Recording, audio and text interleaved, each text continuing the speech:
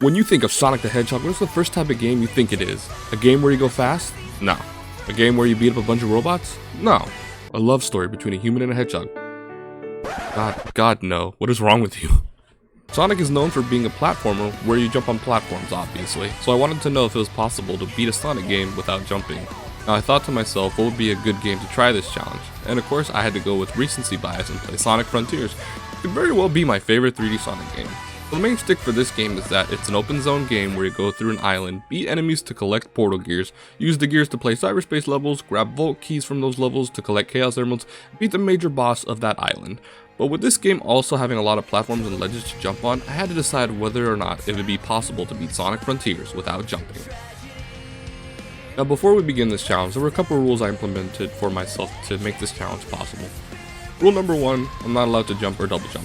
This seems obvious, but there are quite a few things mapped to the jump button like confirm and some attacks. For safety reasons, I won't be using these attacks since I don't want to risk pressing these attacks and end up jumping by accident. Rule number 2, I'm allowed to use any type of glitches that are available for me. This is just for me to get through the game without ever having to jump. And trust me, we'll be using these glitches. Currently, I am playing on version 1.01, so any glitches seen in this version might be patched out in the future. But with all that said, let's get this challenge started. I won't be going over much of the story because how this challenge is structured. Just know that Sonic and his friends got sucked into a wormhole, and now Sonic must find and save his friends while defeating the Titans. The gameplay starts almost immediately and we're thrown straight into our first cyberspace level. This level isn't particularly hard since it is a tutorial level, just make your way without jumping until we reach this point of the level. Once we do, this hint tells us to jump over these ledges to continue. Well, we definitely don't want to do this. For my first time, I was definitely a little confused on how to get through here. Luckily, there's a spring at the start of these ledges. Once we use it, as soon as we reach the highest point, we can use the air boost to get over the first ledge. Now the problem is the next ledge. We simply can't get enough height to get over this ledge. Meaning, this challenge is over and it's not possible to defeat Sonic Frontiers without jumping.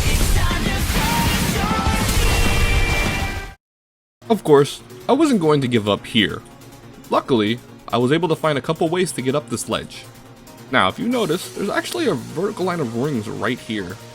In this game, Sonic has the lightspeed dash like in the older games.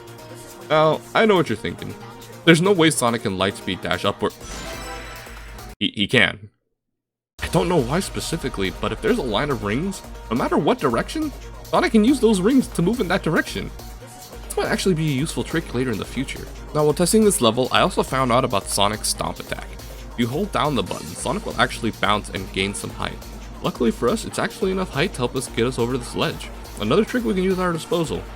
Other than that, this level goes by pretty easy without any need of jumping. If you're wondering how many vault keys we can get without jumping, don't worry, we won't be needing any keys for now.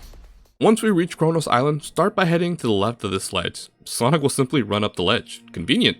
For this playthrough, we won't really need to complete any challenges for any islands, so skip unless you really need the part of the map in case you get lost. Once we reach the first set of enemies, just use your homing attack to swiftly defeat them and collect the experience.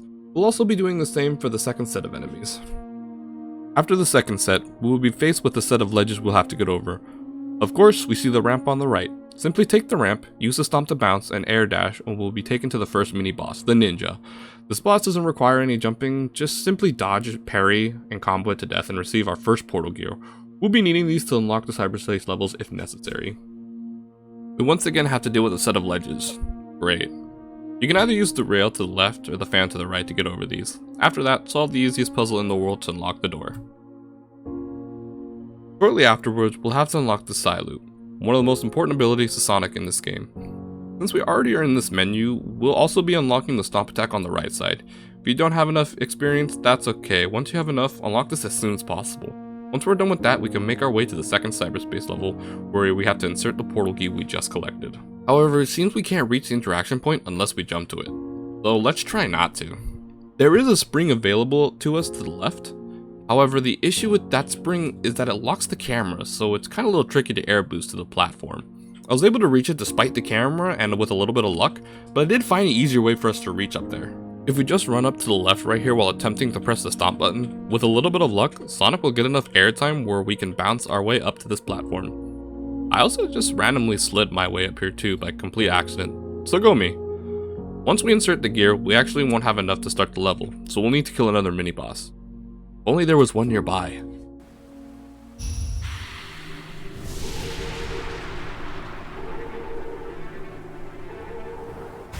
Well, luckily for us, a tower magically spawned right next to us. Just combo and side loop and we can easily defeat this enemy and collect the last gear.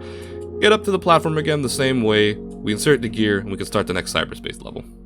Welcome to the hardest stage in the game to S rank. Now considering how infamous this stage is, I was really hoping that it'd be possible to do this jump list. Once we start the stage, it's pretty simple right before we hit this ledge. It seems impossible to go over, but if we head back, we can use our homing attack to grab this pulley. Once we're on top of this platform, boost till you fall off of it, then immediately air boost to get past the ledge and hit the spring. There's a couple ways to do this next segment. We can either grab the next pulley and use the stomp to bounce our way to hit the balloons in the air, or we can use our height and air boost at the very same balloons. Saves us a little bit of time for you speedrunners. Continue on the path with the rails while dodging the spikes and we will eventually make our way to this point of the level. Another ledge with spikes. I'm seeing a pattern here. Well, we simply can't make our way up here by our usual means. What we'll need to do is right after the last rail Sonic is on, we'll need to do another stomp bounce and then time our air boost right to get through the dash ring to get us over the edge. Once we get over the ledge, we reach our last obstacle of the level, this row of spikes. Unfortunately, we don't have anything that can help us get over these spikes. This is when I thought the run could be over. Now at first, I tried to get hit by the spikes and hoped that the knockback could get me to the side where I could just walk around it. But there was too much knockback and I simply fell over and over. Now if you're lucky and are going as fast as you can, Sonic can actually get hit and fly over the spikes, meaning we can get through the level. But I actually found an easier and sillier way to get through these. If you simply hold right, Sonic will just be skinny enough to slip by without getting hit. And with that, we finished the level without jumping.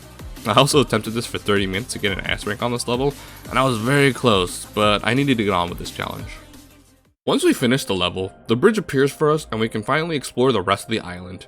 Use the rails and springs along with the stomp bounce to reach the top of this hill, and don't get the Chaos Emerald. But Fish, didn't you say this game was about collecting the Chaos Emeralds? Yes, I did, but hear me out. We won't need to worry about the Chaos Emerald, or Amy either. Now, what if I told you we can immediately fight the first boss of the game and beat him right now? Well, remember that second rule saying I could use any glitch to make sure I don't jump?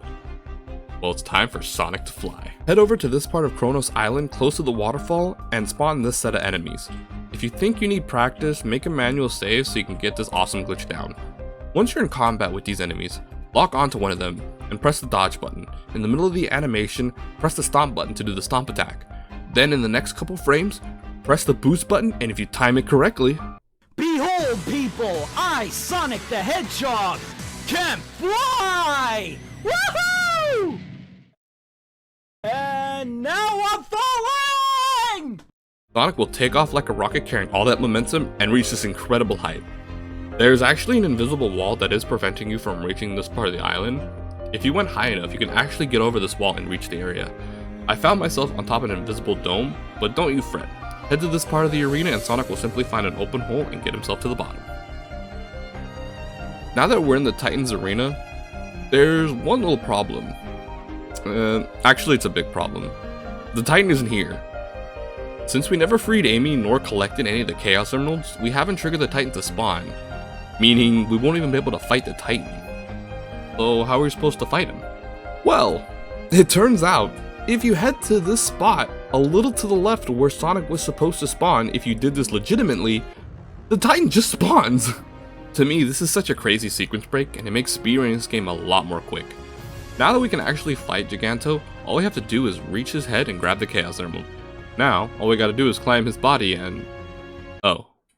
Now, for some reason, the bottom of Giganto's feet are climbable, but I guess since they're so close to the floor, Sonic kinda spazzes out and doesn't climb it. Now, this is where I got stuck for the longest. The issue with the arena is that it's mostly flat, and there isn't any type of hill we can use to have Sonic jump off of. The only thing we have here are some sets of rocks, but there's only one set that Giganto goes by. The problem with these rocks is that they don't have the same properties as hills, so Sonic can't use these as ramps. If I ever tried to boost off of a rock, he simply just ran over the rock like it was flat. I was starting to doubt myself. I did find a rock that Sonic could use as a ramp, but it set him into a weird direction, and sometimes it wouldn't even work. I thought it was too inconsistent, so I tried looking into some other rock. Now I found these two rocks that were close to each other, and I tried to do something with them. It turns out, if I move Sonic into the right angle, he goes into his falling animation for a few frames. I decided to use the stomp for Sonic to gain a little height. This amount of height would be perfect to get onto the Titan's leg. All I needed to do was wait for the right moment and air boost hit the leg, as Sonic would automatically cling onto the leg. I only had a couple tries to do this before having to wait a couple minutes for Giganto to walk back to the same spot. With enough determination and luck, I was able to grab the leg and climb with the Titan and reach the Chaos Emerald. Now before we hit the next part, I actually found out there was an easier way to grab onto the Titan. This is a little trick I like to call infinite bounce.